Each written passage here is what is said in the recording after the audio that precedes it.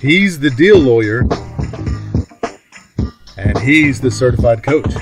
Find out what happens when these two professionals talk about universal questions and topics that require insightful answers. This week, the guys meet to talk about. This episode starts now. Hey, PJ. Yes, sir. Hey, it's good to see you. Just getting right to it. I have a lot of clients that they're stuck. They just can't get momentum and make a change or make a move. And I'd really be curious what you think about how to help somebody out in that kind of situation. Well, that's a real thing, and we see it a lot. And so the reason why you see people stuck is it has to do with the way that they think. So if you're still playing tapes in your head about, well, my brother was always quicker, my sister was always smarter, I don't know why I think I should be here at this job. What if they find out that I'm not good at it? All that kind of thinking is self-limiting. And then, of course, you will then actualize it out and actually live towards it, because it's kind of what you're speaking into existence by saying it. So whatever you're focused on, you'll become. So that's the first thing that you'll see when people are stuck. The second thing that keeps people stuck is their behaviors. So what are they doing? So the classic example would be someone who says, I want to lose weight. It's my New Year's resolution. Everybody says that, right? Right. But then when they come over to your house, they're drinking sugary Cokes and they're eating hamburgers and hot dogs and everything like that. You're going, now, I'm not a nutritionist, but I got to believe that that's not helping you with your goals. So if your behavior isn't consistent with what you're saying, then you'll stay stuck. And some people are just not even aware of that. They just do it. They don't even think about it. So that's a big one.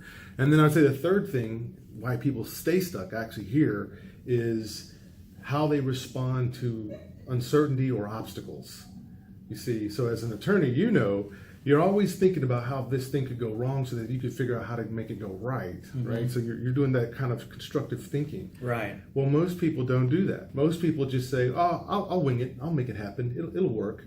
But no, you have to think about what the obstacles will be. That way, if they do happen, if the rainy day does happen, you're not freaking out because it actually rained that day. You were actually prepared because you knew that it could be a rainy day. And then I'd say the fourth thing that keeps people stuck is they're not able to imagine how they will feel if they actually win. Now, this is very important because a lot of people can tell you what they do and how they might do it. They may even be able to tell you why, but not so much. But if they can't tell you how they'll feel, then if there's no reward to it, then why would you work towards it if there's no reward? So, for example, the reason why the alcoholic will a lot of times stay an alcoholic is because the reward is if I drink, it'll make me forget about thinking about stuff that's depressing me. So the reward is I'll forget about stuff. So if you say, yeah, I want to lose weight, well, that's not rewarding. But if you say, I want to feel good, right? And I want to be able to get into some clothes that I hadn't worn in a while, and I just want to have better energy levels. Now there's a reward to that, and that you would work towards. But just the idea of just trying to do a negative, which is trying not to be heavy, it's not compelling enough, Steve. Oh, wow. Okay, that is amazing. Well, it's so interesting. I just was talking with somebody, and they made a comment about weight loss, and they were wanting to. They feel like they're heavier, and they're trying to make a change. Yet they're doing the same thing over and over again. They're pretty stuck in it, and the crazy thing is you don't know if you can. So here's another side to this. What if you were on the other side? You're hearing somebody say, I want to lose weight, but they're eating the cheeseburger. They're parked outside a restaurant and they're eating a lot of French fries and whatever, and all those kinds of things. What about you on the other side? How do you help that person? So I love that. So the best way to do that is always by asking a question. And it's a friendly way. And not necessarily the question of why, but what or how. So sometimes just saying, so Tom, I know you said you wanted to lose weight. How's that going? Right? Because now you want them to give an assessment as to what's really happening. Now you have to be aware their assessment is always going to be graded on a level a little higher than what's actually really going on. But knowing that, you go, are you sure though? Because you said you were going to try to lose this weight, but I still see you drinking sodas and whatnot. So tell me, what is your plan to actually get there? So you're just asking questions. You're not being a pest, but you are asking questions. Like you're just being curious. And that's how you can help them, because you can't tell them. Because if you just try to tell people what to do, they're just like, who are you? Yeah. But if I ask you, make you tell on yourself, see, now that's more convicting. Okay. Well, interesting enough, I this morning I was in a Lyft vehicle, and I was listening to a gentleman who was driving me someplace, and he brought up that he was Me Too'd. Yeah, and I had not heard that phrase before. Wow. But we both know what that is. Mm-hmm. He basically was at an event, drank too much or whatever, ended up, he didn't remember what happened. A couple days later, they call him into the office and said, hey, you may have done something here or whatever. Put him on a program, and then we came back over 30 days, they fired him.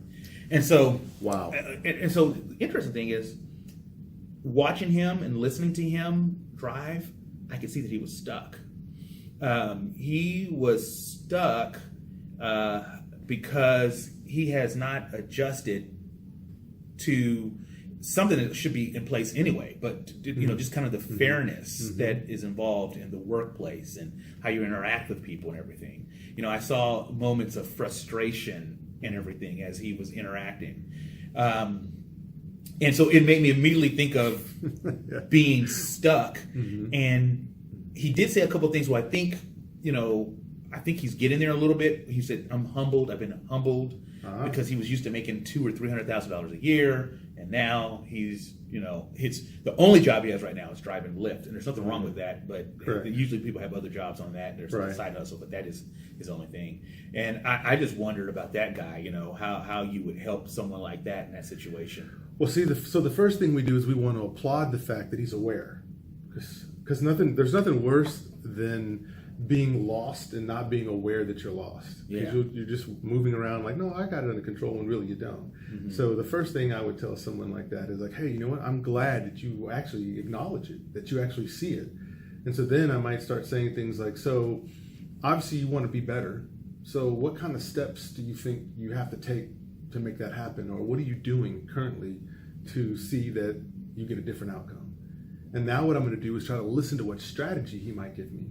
Or he might just say, you know what, I don't know. And if he doesn't have a strategy, then you do that whole, hey, two brains are better than one. Let's just think about it together. So if so-and-so's, if X is a problem, how might we stay away from X?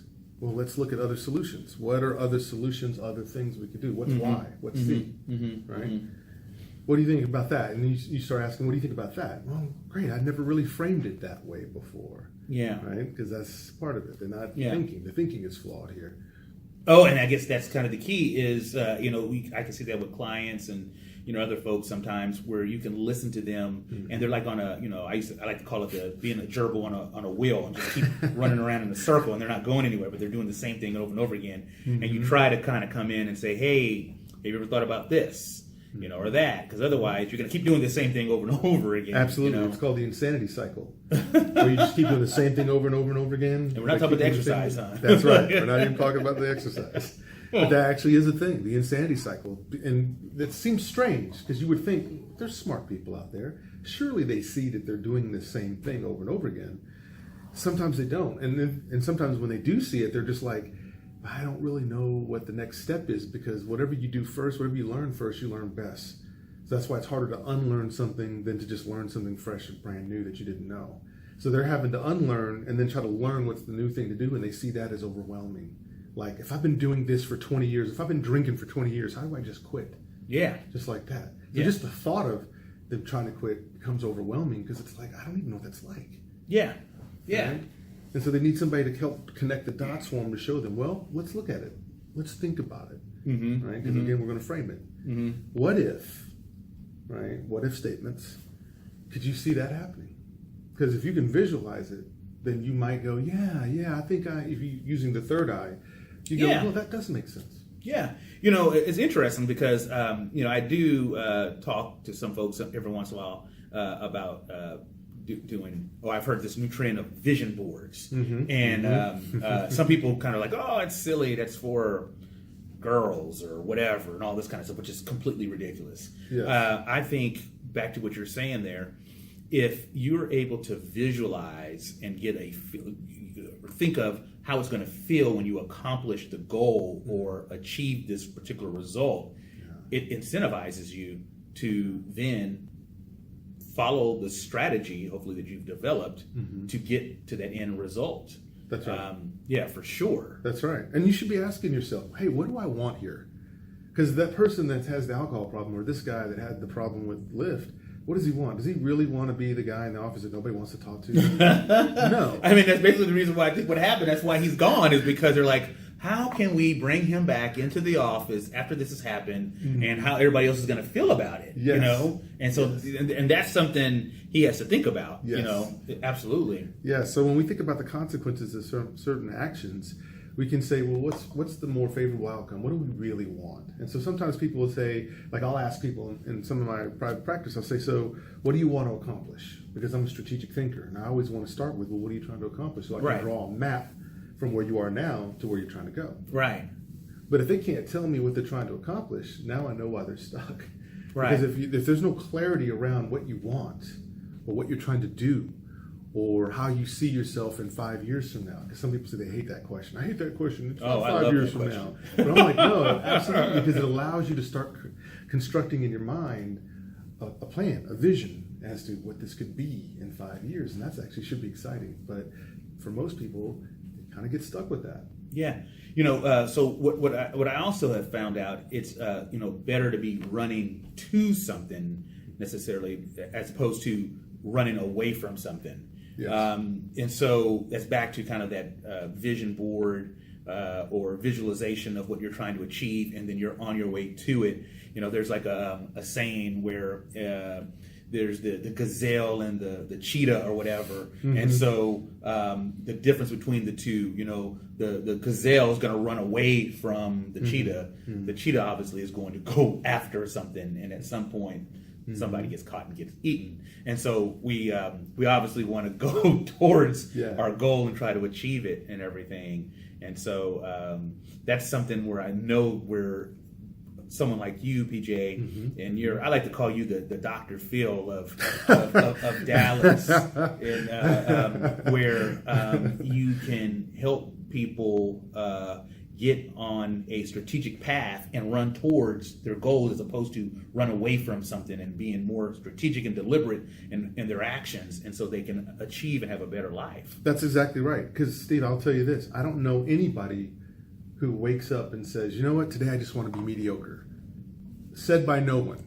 Nobody says that. When people get up, they actually are thinking, especially when their mind is right and their energy is right, they're thinking, hey, what might I do today? What might I encounter today? What adventure can I go on today? And when you're around people like that, they're making things happen. And they know exactly how they'll feel when they get there, because they can already imagine it. That's why they're moving forward and they're not staying stuck, because they can already envision, how am I going to feel if I get to X, if I get to Y, if I get to Z? How will I feel if I drop 10 pounds and I have to go in and get my pants altered? How will I feel when I have more energy now and I can go run and play with the kids? I mean, they can already see it. So therefore, in their mind, I'm there. I just got to get my body to move. Yeah. So I'll give you one quick thing also about this too. So when you want to change an attitude, right? You have to change behavior to change an attitude. Yeah. And here's the example, right? Okay. So you can sit on the couch and tell yourself all day long, I want to work out, I want to eat better, I should do this, I should probably do that. You can do all the shoulds, right? Right. But behavior is what's going to actually change that situation. So if you say, you know what, I'm just going to go grab the keys. My gym bag is right there on the floor. I'm just going to grab it and get in the car. And then the likelihood that you're going to go ahead and go on to the gym because you've got your bag, you can't say, I don't have my clothes. Right. And you've already got your keys and you're already heading out. So now you're going to go. Now, if you go to the gym, what'll probably happen is you'll get a great pump, a great workout. You'll feel great. The endorphins are going. Right. And you go, man, I can't wait to do this tomorrow. See what changed your attitude about working out? It was what you experienced through the behavior. And the behavior was just taking the first step and just starting to move. Yes. Yes. Sometimes you just show up. And when you get there, you'll just kind of snap into it. You'll just see weights and go, well, I guess I'll make this leg day. And you'll just start going. Yeah, I mean, I agree with that wholeheartedly, and then also with what you said just a little earlier about who wakes up and says, you know what, today, by golly, I'm going to be average. No, and I just had this conversation today as well. You should always be thinking about how you can improve and kind of take things to the next level. That is so exciting about that. And I like to use the example of Beyonce. Who would have thought, 10 years ago when she was, doing some of her performances there, others were like, wow, she's at the top of her career. She's doing fabulous and everything. Mm-hmm. Beyonce was thinking, how am I going to improve upon this tomorrow? Yes. And I guarantee you that right now she's thinking about how she's going to improve upon her performance, a month ago or whatever. And Yes. so those type of people Mm-hmm. who are constantly thinking about self-improvement and how to make themselves better Yes. and others better around them. Yes. Those are the kind of people you want to try to flock to. So I think maybe part of the whole reframing and trying to get yourself to the next level is a little bit about who's around you and what kind of information is coming inside. Absolutely. Absolutely. Because you do need to protect what's coming into your brain. Because as you know, there's a good book that says, so as a man thinketh, he is. So if most of your thoughts are negative, then your brain's going to actualize that, because the brain doesn't know what's real or imagined. Perfect example is whenever you have a nightmare. You think it's real. And so when you wake up, you go, oh. So I'm not in a boat that's being shipwrecked with sharks in it. I'm actually in my room. Oh, thank goodness. So since the brain doesn't know what's real or not, if all you're doing is feeding negative things to it, fear thoughts like, if I don't get this done, I'll be living out in the street. When has that ever happened?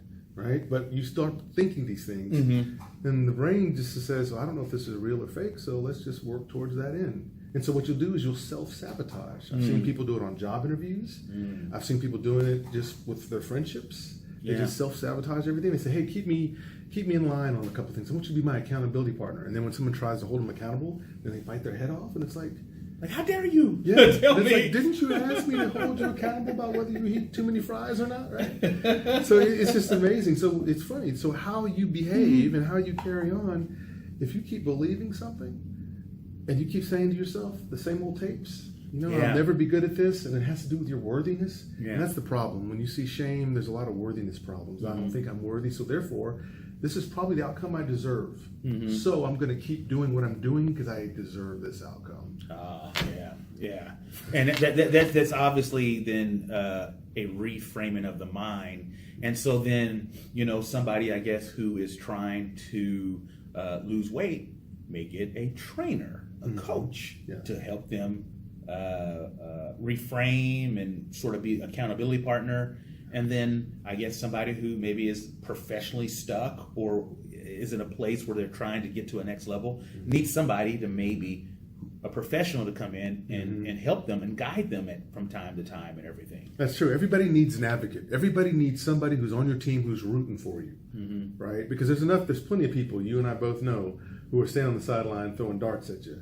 Right. But there are also that small contingent of people, contingency of people who are always rooting for you, who are always on your team. And those are the people you want to listen to the most. Yeah. And with other folks who are always throwing darts at you, for them, you just use that as motivation, right? Because then the best success, or the best revenge, they always say, is success. Because while the other person's upset and saying, well, you'll never make it. Well, I don't know why you're trying to start that law firm. There's so many, how many lawyers are in Dallas? You really think you're going to make it with all, right? Right. Well, you succeed and you get case after case after case. You start to get a name. You start making it in the D magazine's top lawyers, under 40, over 40, whatever the category is, and you're there.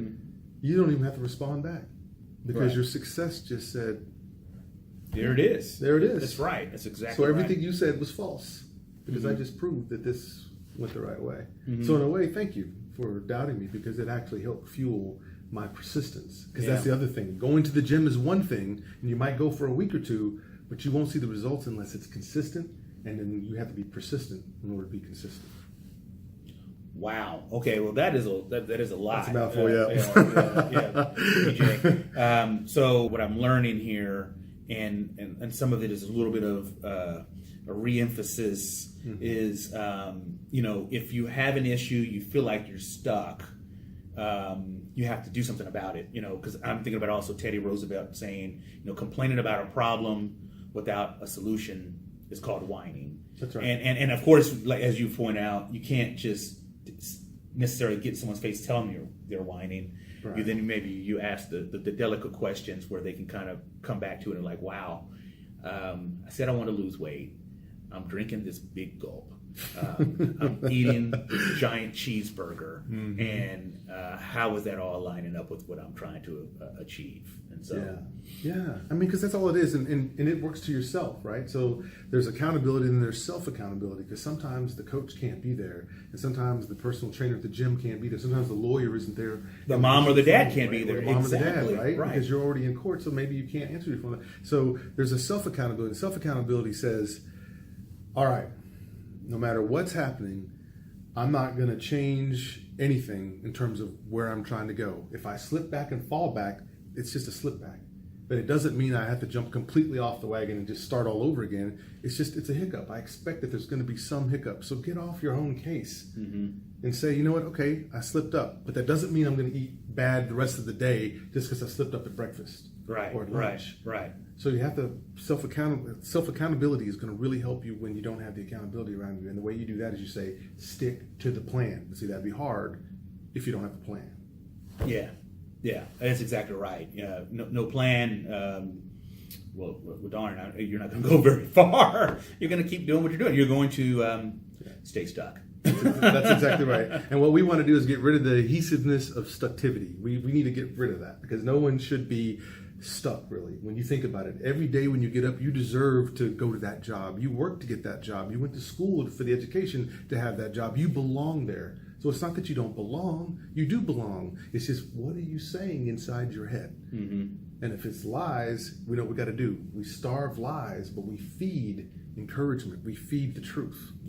Right? And the truth will continue to bear itself out. And the truth is, you're going to lose some, but you want to make sure you win more than you lose. At the end of the day, you don't get too low when you lose, and you don't get too high when you win. You just know that this is all just part of the process, and you keep going. That's it. All right. Well, hey, I really enjoyed the conversation once again. And so, next week we're going to talk about something else. Yes. I don't know. Do we know what it's going to be? Well, you know what? If you guys are watching and you love what we've been saying so far, and there's something or an aspect of what we're saying that you want to hear drilled down on even further, let us know. Comment and all of that. But maybe we'll put some thought into it. And I'm trying to imagine, what is it about that inertia to get going? So let's just say you do have a plan, and let's say you do have your accountability in place. Maybe we talk about persistence, right? So let's say, you got unstuck, but are you persistent though? Yeah. What happens after you get going, and then you've done it pretty good for about a month, but then you kind of lost. Oh, and on that note, I like to talk about, that's the journey phase, because you've already got the plan in place. And one of my favorite books on that is "Oh, the Places You Go" by Dr. Seuss, and that is absolutely incredible testimony to, and there's other things you get testimonies from, but where it tells you kind of the meandering that you go through and everything to get to reach your goal and to achieve things in life. And so I think I know it's a children's book, but it's so relevant. Hey, I like it. Sometimes the straightest points between two lines is actually a straight line. So I like it. If it's just direct and right to the point and it makes sense. And I guess the last thing I would say then, Steve, and this is something you can take with you today. I was thinking about this on the drive over here, and I'll just say this to everyone watching out there as well. LinkedIn, Facebook, Instagram. I'll tell you what you'll do. You'll do what you're convinced of. So if you're convinced that you're a loser, if you're convinced that your brother's smarter than you, your sister's better, your parents wish they never had you, then you're going to act like that. But if you're convinced that you deserve and you should win because you have the ability and you've prepared for this, then you will become exactly what you're convinced of. So the question is, what are you convinced of? I agree wholeheartedly. All right. Until next good. Next week. Absolutely. Next week we're doing this again. All right.